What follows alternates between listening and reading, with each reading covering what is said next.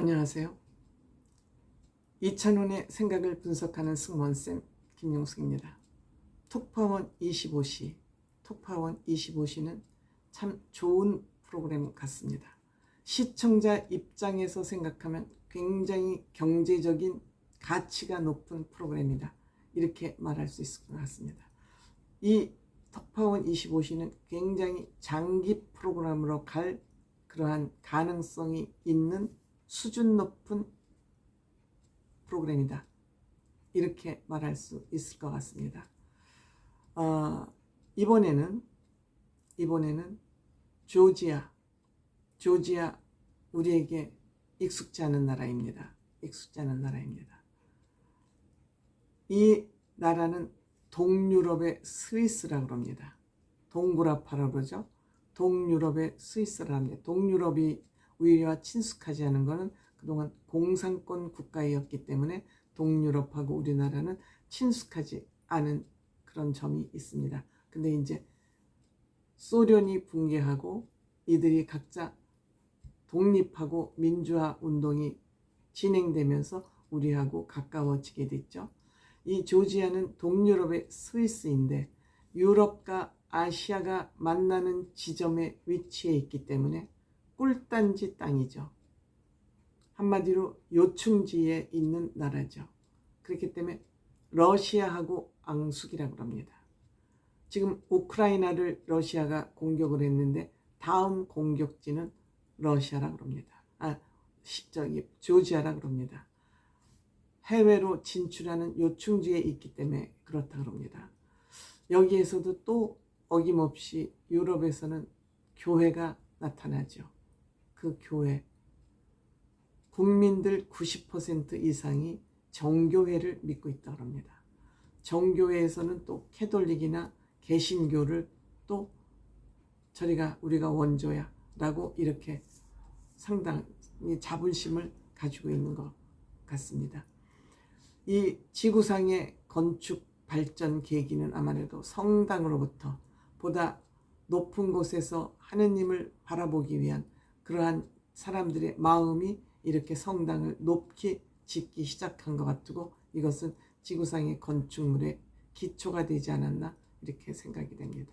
물론 성당, 트레빌, 시계탑 이런 것들이 다 소개가 됐고요. 푸니쿨라라는 우리는 그 푸니쿨라를 케이블카라고 보통 얘기하죠. 이걸 이제 타고 올라가서 그 경치를 보는데 어쩌면 그렇게 유럽은 그림 같은지 모릅니다. 제 개인 생각으로는 유럽은 가서 보는 것보다 그림으로, 영상으로 보는 게 훨씬 아름답다. 가서 보면은 우리 인간으로 볼 수 있는 시야는 한계가 있잖아요. 그래서 저는 돈 들이고 애써서 여행을 가는 것보다는 이렇게 톡파원 25시 같은 프로그램을 통해서 안방에서 편안히 보는 것이 더 좋다 하는 그런 생각을 어쨌든 하게 될 정도로 톡파원 25시는 의미 있는 프로그램이다, 이렇게 생각이 들고요. 그 다음에 몽골이 또 소개가 됐죠. 몽골은 지금 굉장히 대한민국하고 친숙해지고 가까워지고 있는 것 같습니다. 몽골인들이 한국에 많이 와 있기도 하고 요즘 또 몽골 여행이 굉장히 활성화되고 있는 것 같기도 합니다. 몽골 서울 수도 울란바토르죠. 울란바토르입니다. 근데 이 울란바토르가 한국하고 굉장히 많이 닮아 있어요. 우리 조상이 또 몽골인이라는 그런 얘기도 있지 않습니까? 어쨌든 많이 닮아 있습니다. 수도도 그렇고. 몽골에는 한국 차도 많고 또 한국이라는 라벨이 붙어 있어야, 한글이 써 있어야 프리미엄이 있다고 합니다. 그러니까 한국 제품과 한국에 대한 신뢰가 얼마나 많다는지 이것으로 증명이 되는 것이죠. 편의점, CU, 세븐일레븐 이런 것이 거의 한국처럼 많다고 합니다. 편의점들이. 이 편의점에서 파는 물건도 거의 한국 물건이라고 합니다. 프랜차이즈 엄청 많다고 합니다. 프랜차이즈 엄청 많다고 합니다. 여기는 서울의 거리까지 있죠. 간판이 한글로 붙어 있는 거는 물론이고요. 어쨌든 하여튼 몽골, 그 자원 목초가 풍부한 몽골하고 우리나라가 이렇게 가깝게 밀착되어 갖고 있다는 거, 정말 또 한 번 대한민국 자랑스럽다는 생각을 하지 않을 수 없습니다. 몽골 하면은 징기스칸이죠. 징기스칸. 그 넓은 초목 들판을 달려서 1시간 정도 울란바토르에서 달려가야 그 징기스칸 동상이 거기 있다고 합니다. 그 초원 들판에 우뚝 서 있는데 무려 55억이 들여서 만들어졌다고 합니다. 징기스칸 50개 부족을 통일해서 거의 아시아 대륙이 몽골 지배지가 됐을 정도로 엄청난, 아마 세계에서 가장 힘센 장수를 뽑으라 그러면 징기스칸이 아닐까 이렇게 생각이 됩니다. 여기에서는 낙타 체험도 하고 뭐 독수리 체험도 하고 또 게르가, 관광객들을 위한 게르가 준비되어 있기도 합니다. 세계에서 전통가옥을 얘기하면 얼른 게르가 대표적으로 떠오르죠. 게르기 아니고 게르입니다. 정말 몽골 대단한 나라입니다. 앞으로 몽골이 어느 정도 발전해 나갈지 그 모습도 우리가 잘 지켜봐야 되지 않을까 생각합니다. 그 다음에 아이슬란드. 정말 저 북극에 있는 섬나라죠. 섬나라. 북유럽 섬나라입니다. 여기는 오로라가 유명한 나라이고 땅덩어리는 큰데 인구가 30만 명밖에 안 사니까 여기는 뭐 경쟁이라는 것이 없는 국가 아닌가 싶습니다. 국민이 30만, 이것도 또 이찬원 찬또미키가 또 얘기를 하지 않습니까? 마포 구민만큼밖에 없다. 그러니까 이 나라에는 경쟁이라는 것은 없는 국가이고 물론 쓸 수 있는 땅도 많지 않겠죠.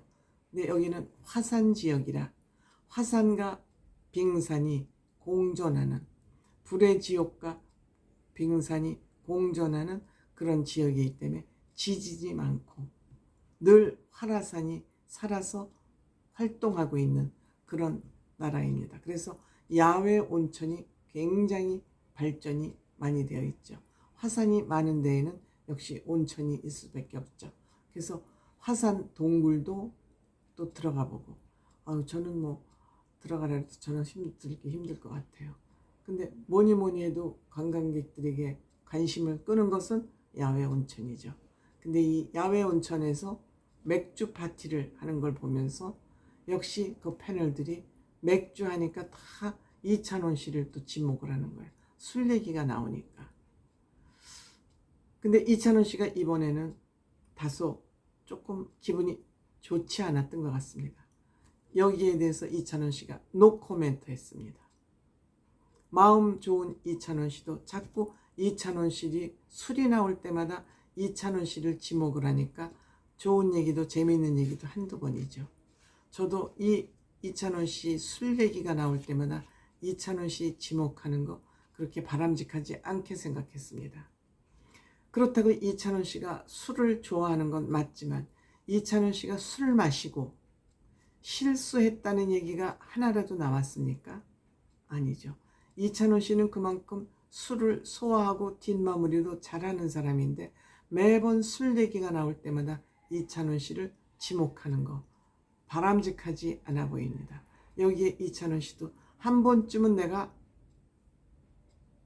마침표를 찍어야 되겠다고 생각한 것 같습니다.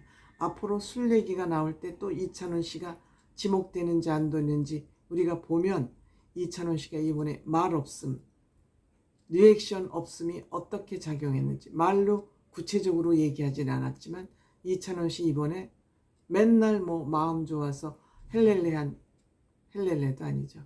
늘 오냐오냐 하니까 무슨 얘기든지 이찬원 씨를 함부로 대해도 된다는 이런 것에 마침표를 이찬원 씨가 찍고 싶지 않았나 이런 생각이 듭니다.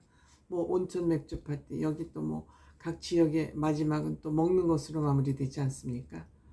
근데 참 사람들이, 인간은, 저는 잔인하다는 생각이 한편으로 들었습니다. 어떻게 그 양머리를 통째로 그렇게 요리를 해서 내놓는지, 저는 정말 그 사람들의 그 먹는 것에 대한 집착, 너무 과하지 않은가, 그런 생각이 들었습니다.